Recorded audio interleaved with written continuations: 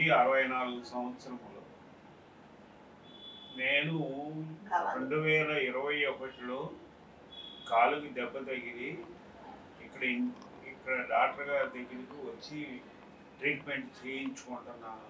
నా కాలు తీసేస్తారు అని చెప్పినందువలన భయపడిపోయాను.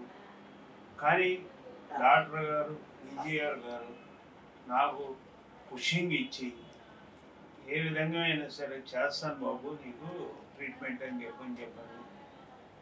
నాకు వాళ్ళు కానీ వాళ్ళ సిబ్బంది కానీ అందరూ నాకు ఫుల్ కోఆపరేషన్ ఇచ్చి నాకు కాలు నిలబెట్టారు.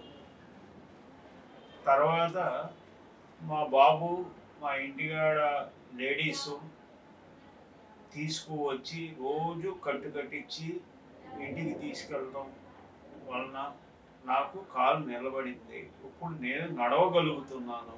వాళ్ళందరికీ నాకు కృతజ్ఞతలు తెలియజేస్తున్నాను.